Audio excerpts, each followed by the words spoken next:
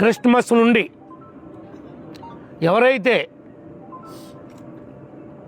వాళ్ళ కుటుంబంలో మా కుటుంబంలో అన్నని కానీ తండ్రిని కానీ చెల్లిని కానీ తల్లిని కానీ తమ్ముడిని కానీ తాతను కానీ మా అమ్మను కానీ కోల్పోయామో ఆ కుటుంబాలన్నింటినీ కూడా దెందులూరు నియోజకవర్గంలో మా నాయకులు, మా కార్యకర్తలు, మా సచివాలయ సిబ్బంది, తహసీల్దార్లు, ఎంపీడీఓలు, అధికారులు అందరి సహకారంతో వాళ్ళ కుటుంబాలన్నింటినీ కూడా గుర్తించాం. ప్రతి కుటుంబానికి మరి క్రిస్మస్ అంటే సంవత్సరంలో ఒక్కసారి వచ్చేది, న్యూ ఇయర్, అదేవిధంగా సంక్రాంతి. ఈ మూడిట్లో ఏది హెచ్చు ఏది తక్కువ అంటే మనం ఎవరం కూడా దాన్ని చెప్పలేం. అలాంటి 3 పండుగల్లో వాళ్ళు బాధంతో కుటుంబాలు ఉండకూడదని ఆ కుటుంబాలు వాళ్ళ తాలూకా ఉన్నటువంటి పిల్లలు, వాళ్ళ తాలూకా ఉన్నటువంటి వారసులు వాళ్ళందరినీ కూడా మరి ఏకకాలంలో మా సిబ్బంది కానీ మా నాయకులు కానీ గుర్తించారు. ఏ ఒక్క కుటుంబాన్ని, ఏ ఒక్క వైఎస్ఆర్ పార్టీ కుటుంబం అయినా సరే వేరుగా చూడకుండా వాళ్ళకి కూడా బాధ అనేది పార్టీలు బట్టి రాదు కాబట్టి వాళ్ళని కూడా గుర్తించి ప్రతి కుటుంబానికి 1 కేజీ అరిసెల్ని, 1/2 కేజీ చెక్కలో హాట్ని గిఫ్ట్గా పట్టుకెళ్ళి క్రిస్మస్ కానుగ్గా, న్యూ ఇయర్ కానుగ్గా, సంక్రాంతి కానుగ్గా మా నాయకులు, కార్యకర్తలు, సచివాలయ సిబ్బంది వాళ్ళ ఇళ్ళకి అందజేయాలని చెప్పి మా నియోజకవర్గంలో మేము నిర్ణయించుకున్నాం. దాన్ని మన క్రిస్మస్ నుంచే కొద్దిగా ప్రారంభించాం. ఇప్పటికీ 1000 కుటుంబాలకు పైచిలుగా ఇచ్చేయడం జరిగింది. ఇంకా 3000 కుటుంబాలకి ఈ 10 రోజుల్లో 15 రోజుల్లో అందజేయవలసినటువంటి అవసరం, బాధ్యత మా మీద ఉంది.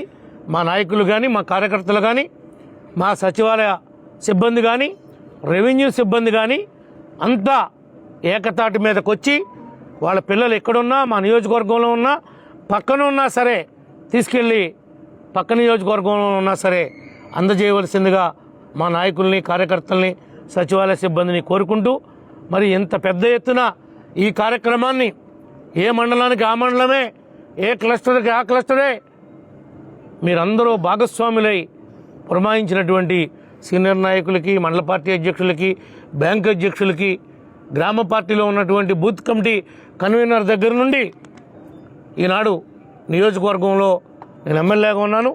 నా స్థాయి వరకు కూడా మరి మా నాయకులకి, మా కార్యకర్తలకి, మా వాళ్ళే చాటు తప్ప మరెవరూ మాకు చాటు కారు మా కూటమికి అని చెప్పి మరొక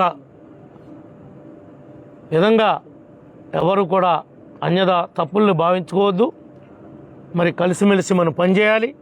2026లో వచ్చేటువంటి స్థానిక సంస్థల ఎన్నికల్లో ఏ ఒక్క పంచాయతీని కానీ, ఏ ఒక్క వార్డును కానీ, ఏ ఒక్క ఎంపీటీసీని కానీ, దేన్ని కూడా ఏ ఒక్క బ్యాంకును కానీ కూటమి వదులుకుంటానికి సిద్ధంగా లేదు.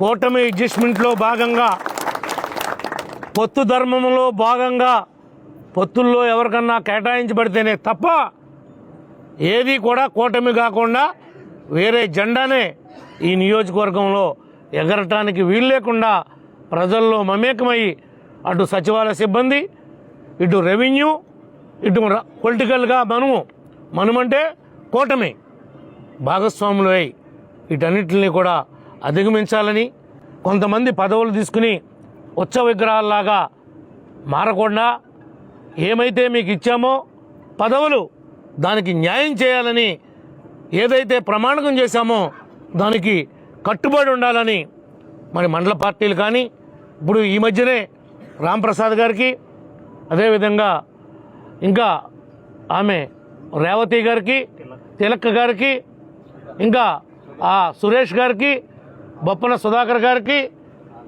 ఇంకా ఆదాం గారికి, హాస్పిటల్లో ఉండేటువంటి ఆదాం గారికి, వీళ్ళందరికీ కూడా జిల్లా స్థాయిలో పార్టీ సేవలకి గుర్తింపుగా మరి పార్టీ గుర్తింపునిచ్చింది.